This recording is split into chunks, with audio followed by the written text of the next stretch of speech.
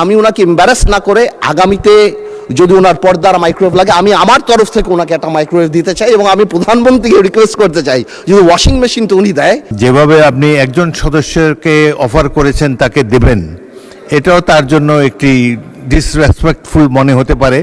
Andalib Rahman Partho, point of order. জি মাননীয় speaker,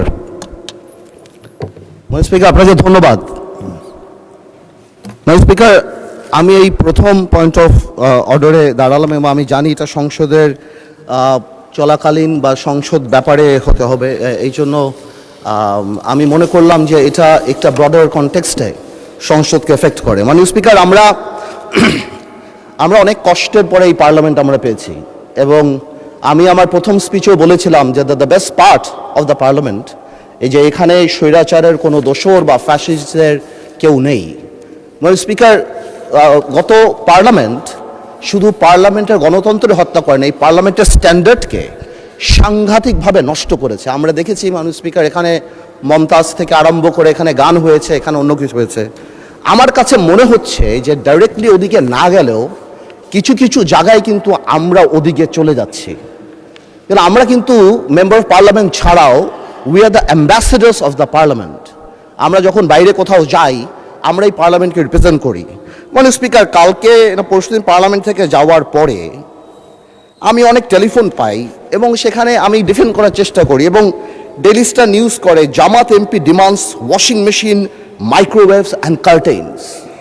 এটা আমাকে অনেক লজ্জা দেয় এবং আমি মনে করি এই পার্লামেন্টকে অনেক লজ্জা দেয় যে একটা মেম্বার অফ পার্লামেন্ট এখানে দাঁড়িয়ে যেখানে জনগণের কথা বলবে, যেখানে বিভিন্ন জনগণের দাবির কথা বলবে, সেখানে একজন মেম্বার অফ পার্লামেন্ট দাঁড়িয়ে উনি ওয়াশিং মেশিন পেল না, মাইক্রোওয়েভ পেল না, কার্টেন পেল, সেই ব্যাপারে দাঁড়িয়ে কথা বলবে। যেখানে আবার বলা হয় যে আমরা গাড়ি নিব না, আমরা প্লট নিব না এই ব্যাপারে, তাহলে আমার কাছে মনে হয় মাননীয় স্পিকার যে আসলেই যদি গাড়ি আর প্লট যখন ওনারা বাদ দিল তখন ওনাদের বুকের উপরে কত বড় পাথর চাপা দিয়ে বাদ দিতে হলো যে মাইক্রোওয়েভ আর ওয়াশিং মেশিনের জন্য এই পার্লামেন্টে দাঁড়িয়ে কথা বলতে হচ্ছে।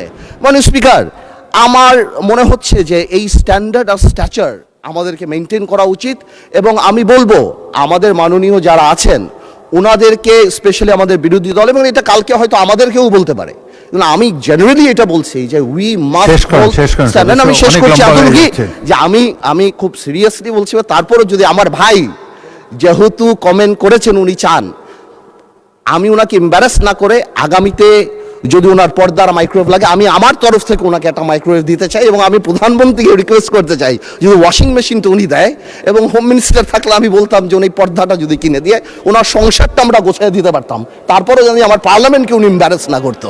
আপনাকে ধন্যবাদ স্পিকার। মাননীয় সদস্য, এটা পয়েন্ট অফ অর্ডারের মধ্যে পড়ে না। দ্বিতীয়ত, যে সদস্য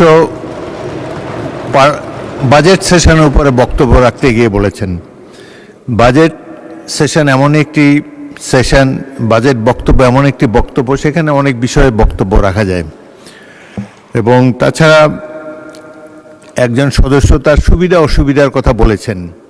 আমি মনে করি এটা সংসদের না বললেও ভালো হতো, কিন্তু এটা বলে এমন কোনো গর্হিত অপরাধও তিনি করেন নাই। আমাদের হাউস কমিটি আছে, সেখানে আমরা সংসদ সদস্যদেরকে আসবাবপত্র ইত্যাদি আমরা দিয়ে থাকি। সেই হিসাবে তিনি যদি সকল সদস্য, তিনি তার নিজের জন্য চান নাই, সকল সংসদ সদস্যদের জন্যই যারা হাউসে সংসদের দেওয়া ভবনে যারা বসবাস করে তাদের সম্পর্কে বলেছে। সুতরাং এটা এমন কোনো গর্হিত অপরাধ হয়নি। তবে আমি মনে করি না বললেই ভালো হতো, এতে জনমনে অন্য ধরনের ধারণা হতে পারে। তবে এটি তো তাদের প্রাপ্য হতে পারে, এটা এমন কিছু বড় জিনিস নেই। এই সামান্য জিনিস নিয়ে এটি নিয়ে আর তর্ক বিতর্ক করতে চাই না, কারণ এটি নিয়ে বিতর্ক করলে আবার খারাপ মেসেজ যাবে বাইরে। তো ভবিষ্যতে বক্তব্য রাখার সময় আমরা সবাই কেয়ারফুল থাকবো। যেসব জিনিস পার্সোনালি আপনি যদি হাউস কমিটির চেয়ারম্যান আছেন, সদস্যরা যদি তাকে জানান, তারাই এটার সমাধান করতে পারবেন। মাননীয় বিরোধী দলের নেতা, এটা নিয়ে কোনো বিতর্ক হোক এটা আমি চাই না। আপনি অন্য কোনো বিষয় বললে বলেন, এটা সম্পর্কে আর শুনতে চাই না। এটা কথা, আরেকটি কথা আমি বলি আপনাদের কথা, আর যেভাবে আপনি একজন সদস্যকে অফার করেছেন তাকে দেবেন, এটাও তার জন্য একটি ডিসরেসপেক্টফুল মনে হতে পারে। উনি নিজের জন্য চান নাই, সকল সংসদ সদস্য যারা বসবাস করে সংসদের সরকারি বাড়িতে তাদের জন্য বলেছেন। সুতরাং এটা নিয়ে, এই বিষয়টা নিয়ে আর বিতর্ক না হোক, এটা আমি চাই।